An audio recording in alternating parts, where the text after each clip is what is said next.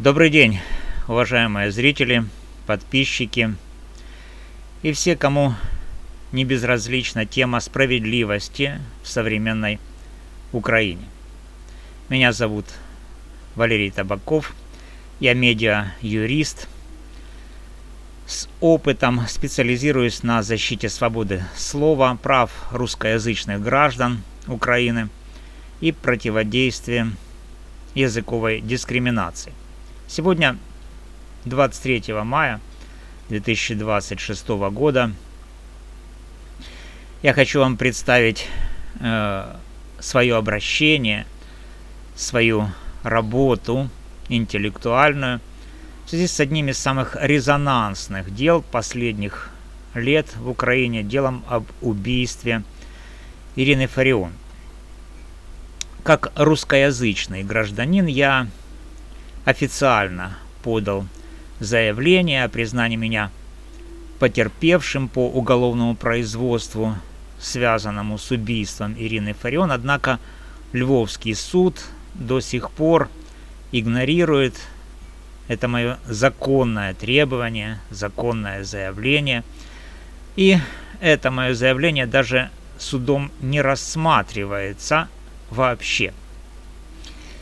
Это грубое нарушение моих процессуальных прав, гарантированных Конституцией Украины и Уголовным процессуальным кодексом. В связи с этим я был вынужден подать официальную жалобу в Высший совет правосудия на судью Невойта и всю судебную коллегию, Баеву, Эдера.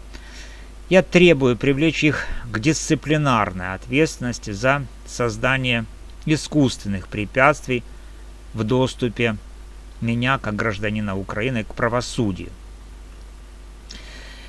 Почему я считаю себя потерпевшим по делу об убийстве Фарион? Дело в том, что преступления, в которых обвиняли Ирину Фарион при жизни, напрямую затрагивали меня и сотни тысяч таких же русскоязычных граждан Украины. Если бы ее не убили, она почти наверняка была бы привлечена к уголовной ответственности по тем статьям, по которым против нее было возбуждено дело. Я, как русскоязычный гражданин, получил бы от государства официальную судебную защиту. Приговор суда стал бы не просто формальностью, он стал бы юридическим признанием того, что публичное оскорбление, унижение и разжигание языковой вражды по отношению к миллионам людей, для которых русский язык является родным, является преступлением. Это было бы важным прецедентом. Это показало бы, что в Украине нельзя безнаказанно делить граждан на правильных и неправильных украинцев только по языковому признаку. К сожалению, смерть Фарион стала для многих удобным способом уйти от ответственности. Но я убежден, правосудие не должно останавливаться даже в такой сложной ситуации. Поэтому давайте мы с вами мысленно доведем этот судебный процесс над Ириной Фарион до логического конца, до приговора суда. Представим, что смерть Фарион не является препятствием для вынесения приговора. И сейчас я просто зачитаю полный текст гипотетического приговора суда, составленного по всей строгости украинского законодательства.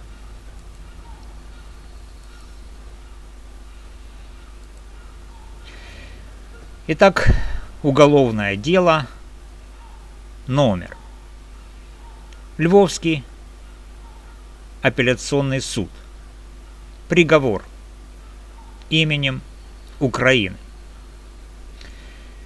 Дата гипотетическая. 15 марта 2025 года. Состав суда.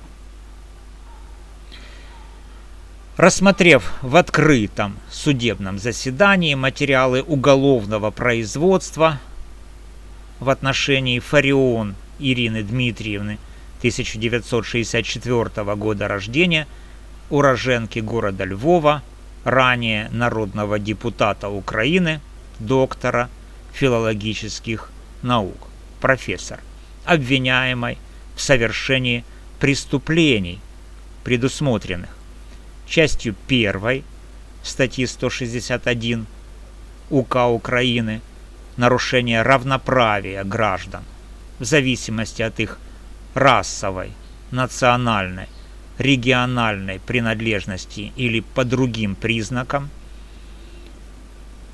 статьей 435.1 УК Украины оскорбление чести и достоинства военнослужащего,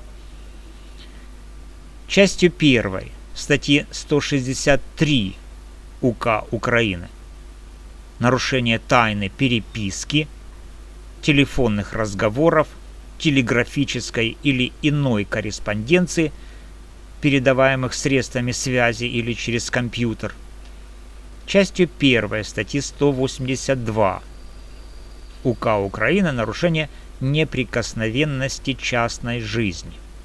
Установил. В период октября-ноября 2023 года Ирина Фарион в ходе публичных выступлений, интервью и публикаций в социальных сетях неоднократно делала заявления, в которых выражала категорическое неприятие русскоязычных военнослужащих вооруженных сил Украины, отказывалась признавать их украинцами, называла их ментально отсталыми, янычарами и людьми, которые не могут защищать Украину.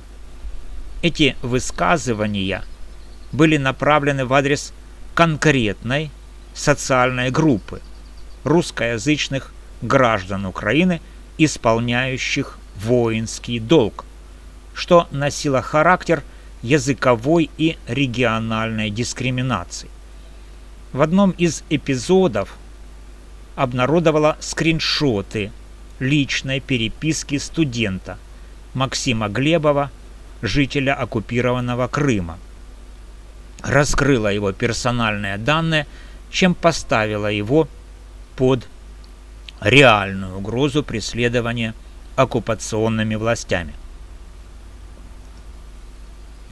Судебно-лингвистическая экспертиза подтвердила, что высказывания Фарион содержат признаки публичного унижения группы лиц по языковому и региональному признаку, а также прямое оскорбление чести и достоинства военнослужащих ВСУ. Квалификация действий подсудимой. По части 1 статьи 161 УК виновна. Действия носили публичный характер, были направлены на разжигание нетерпимости внутри украинского общества и создавали реальную угрозу нарушения гражданского мира. По статье 435.1 УК виновна. Оскорбления были адресованы именно военнослужащим, выполняющим боевые задачи в условиях военного положения. По части 1 статьи 163 и части 1 статьи 182 УК виновна разглашение личной переписки и персональных данных, без согласия лица, нарушила конституционные права на тайну переписки и неприкосновенность частной жизни. Смягчающие и отягчающие обстоятельства. Подсудимая ранее не судима. Это смягчающие. Также активная общественная позиция в защиту украинского языка, хотя методы признаны судом противоправными. Также смягчающие. Отягчающие. Совершение преступлений в условиях военного положения. Особая общественная опасность. Высказывания подрывали единство украинского народа, дискредитировали вооруженные силы и создавали почву для враждебной пропаганды. Отсутствие раскаяния и активная защита своей позиции в суде. Решение суда. Признать Фарион Ирину Дмитриевну виновной в совершении преступлений, предусмотренных частью 1 статьи 161, статьи 435.1, частью 1 статьи 163, частью 1 статьи 182 УК Украины. Назначить наказание по статье 161 2 года лишения свободы. По статье 435.1 3 года 6 месяцев лишения свободы. По статье 163 1 год ограничения свободы. По статье 182 1 год 6 месяцев ограничения свободы. По совокупности преступлений путем частичного сложения наказаний окончательно назначить 4 года лишения свободы с отбыванием наказания в исправительной колонии общего режима. Дополнительно запретить заниматься преподавательской деятельностью в государственных учебных заведениях сроком на 3 года.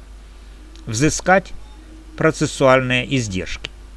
Приговор может быть обжалован в апелляционном порядке в течение 30 дней. Мотивировочная часть. Сокращенно.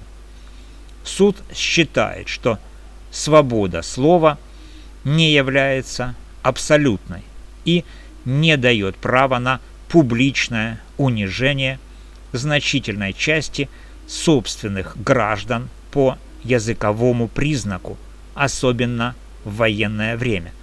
Гражданская нация требует равенства перед законом, а не разделения на правильных и неправильных украинцев.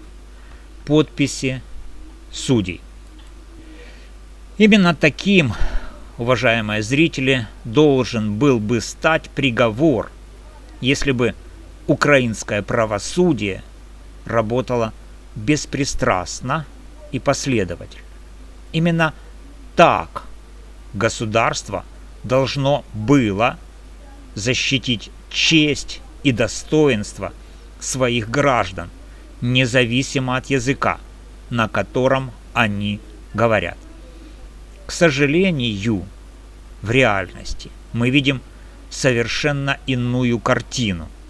Сторонники Ирины Фарион вместо осуждения ее действий фактически занимаются легитимизацией и оправданием преступлений, которые она совершала.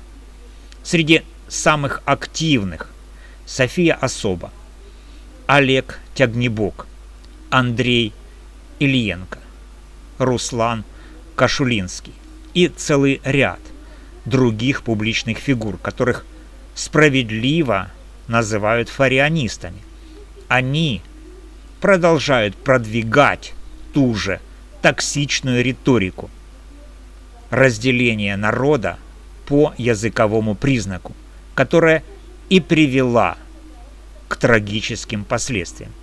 Я открыто призываю власти Украины, Генеральную прокуратуру и Службу безопасности не закрывать глаза на эту проблему. Необходимо начать реальное уголовное преследование наиболее активных фарианистов за систематическое оправдание разжигания межязыковой вражды и публичное унижение граждан Украины по языковому признаку. Только так можно восстановить принцип равенства всех перед законом и укрепить настоящее гражданское единство. Спасибо, что досмотрели это видео до конца. Если вы считаете, что тема важна, ставьте лайк, пишите свои мысли в комментариях, делитесь этим роликом. Ваша активность помогает продвигать такие правозащитные материалы. Также буду благодарен за поддержку канала донатами. Это позволяет продолжать независимую юридическую аналитику. До новых встреч. Оставайтесь на стороне закона и справедливости. С вами был юрист Валерий Табаков. До новых встреч.